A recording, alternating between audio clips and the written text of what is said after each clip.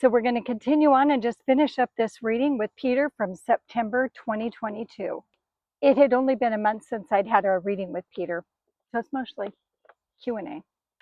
My next question I asked were about those few days in late July 2022 when Jim went totally radio silent. No cell phone, no internet, nothing going on.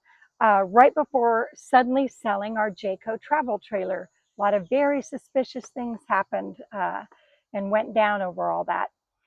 So although I don't get specific information about where he went on those days during the radio silence, I am told more about his suddenly selling the Jayco. Peter goes on to tell me that Jim is addicted to online gambling and also likes to use the white powder, nose candy. He owed drug money to someone, so he sold the trailer. Jim was sent to the dealership that bought it through an illicit connection, and they didn't pay a fair price for it. All things I predicted. My next question was predictable and disappointing on my part. I asked how I can get proof that Jim had been cheating on me all this time because I felt like I needed it for the divorce. Well, this lowball, lowbrow, crap bag of a question sets off a lengthy educational segment from Spirit where I am schooled on the dangers of obsession and taught about compassion and releasing negativity, which have become very familiar topics lately. And don't tune out right now, ladies, because if you're divorcing a narcissist, especially a malignant narcissist or a cop narcissist, I mean, a narcissist cop, stay tuned because these lessons apply to all of us because we do struggle with that anger. Nobody evokes rage in you like a malignant narcissist. Fear and rage. Okay, so my higher self expressed exasperation with me that I'm obsessed with the subject, the cheating. She and my mom both explained that I'm blocked from getting complete closure on the matter because I'm feeling a bit vengeful, that I want hard proof. Duh. So I can flaunt what I know in Jim's face, which I have done before, and they know that. They told me I need to learn forgiveness and I need to start by forgiving myself. They reminded me that I have carried heartfelt guilt over feelings I had for someone else early in my marriage. They were referring to Grant. Grant was chapter 7 in my book, and I mentioned him in some earlier videos. Grant's smell, when his spirit is present, it smells like campfire smoke.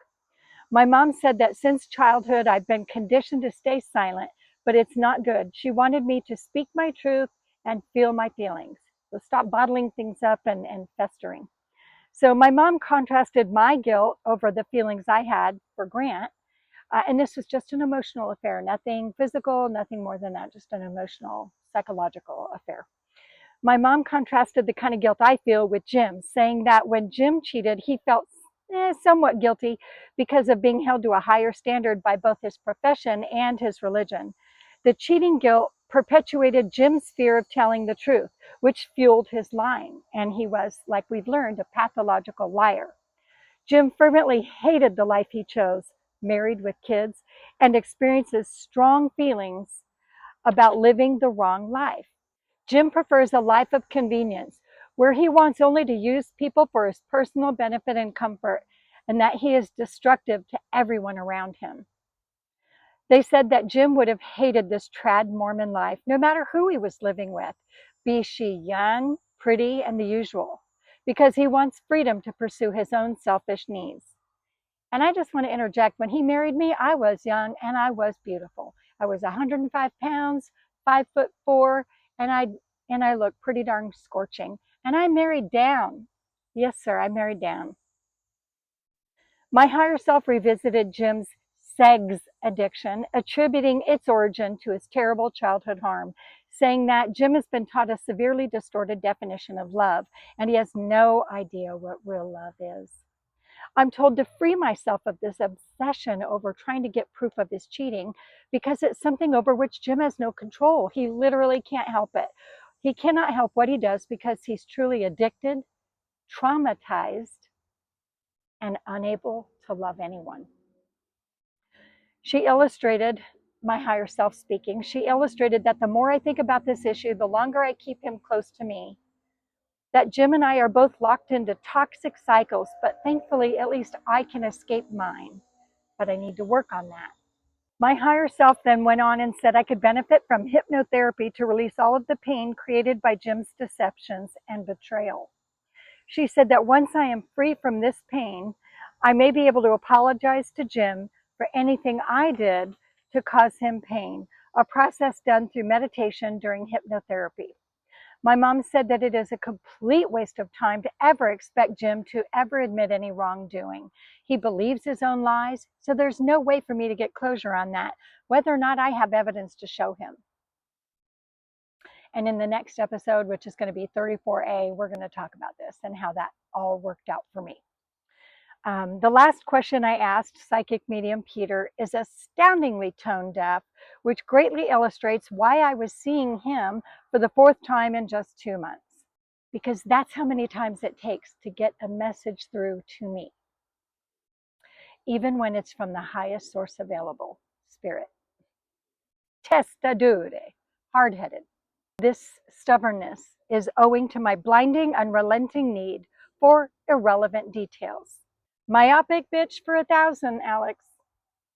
During my transcription for this part, the summer of 2023, I could see my mom just roll her eyeballs and take an extra long pour from her box decanted Franzia white wine as I jotted down the disappointing question. I wanted to know if Jim had ever been in love with Phyllis. So for those new to the videos, Phyllis was the first woman I ever actually caught him with evidence of cheating on me.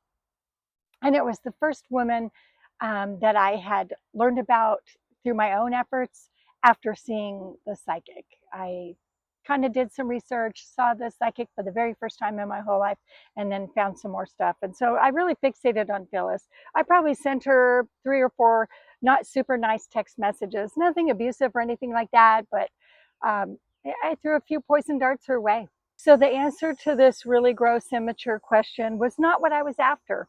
My higher self counseled that I'm harboring envy, and the intense urge to know how Jim felt about her is another of my unhealthy obsessions. She withheld the answer from me because she said it won't help me stop fixating on the topic. It would only serve to feed it. She explained that I feel envious because Jim chose her over me, and this fuels really negative emotions, and I've been unable to let go of losing him to someone else. She was correct. She told me I have to stop giving him and his behavior power over how I feel about myself. It is so harmful to me. I'm reminded that Jim views women he sleeps with as a simple convenience, and he doesn't want any strings attached to them. She warned that by cultivating these destructive thoughts, I'm creating a negative space in my head and making room for doubt in my own reality. This frame of mind can also create illness in the body and spawn depression.